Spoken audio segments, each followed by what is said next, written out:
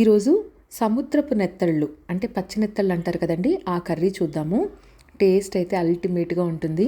ముఖ్యంగా రాగి సంగటి, జొన్న సంగటి, వైట్ రైస్ అయినా మిల్లెట్స్ అయినా దేంట్లోకైనా ఎంజాయ్ చేయొచ్చు. అండ్ దోశలోకి కూడా. అండ్ ఈ కర్రీ చేసేటప్పుడు ఏదైనా చేపల కూర ముందు రోజు నైట్ చేసుకొని నెక్స్ట్ రోజు మధ్యాహ్నం తింటే రుచి చాలా బాగుంటుంది. వీడియో తప్పకుండా మొత్తం చూడండి, ఏం మసాలా యూస్ చేశాను, ఎలా చేశాను అనేది. అండ్ ఛానల్ని సబ్స్క్రైబ్ చేసుకోవటం మర్చిపోవద్దు. ముందుగా ప్యాన్ పెట్టుకొని ఆయిల్ హీట్ అయిన తర్వాత 2 మీడియం సైజ్ ఆనియన్స్ని, 5 నుంచి 6 పచ్చిమిరపకాయలని వేసి ఉప్పు పసుపు వేసి బాగా మగ్గనివ్వాలి. ఇవి మగ్గిన తర్వాత దీంట్లోనే ఆల్రెడీ నేను నెత్తళ్ళని బాగా కడిగేసి పసుపు ఉప్పు నిమ్మకాయతో బాగా 5 నుంచి 6 సార్లు కడుక్కొని ఈ విధంగా వేసేస్తున్నాను.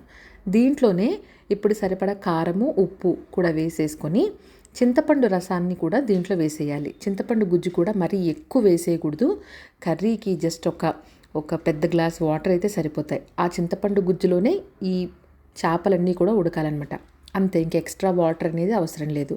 అండ్ మసాలా వచ్చేసి దీంట్లోని ఒక మీడియం సైజ్ టొమాటో, జీలకర్ర, ధనియాలు, అలాగే కొంచెం అల్లం ముక్క, వెల్లుల్లిపాయలు ఎక్కువ వేసుకోవాలి.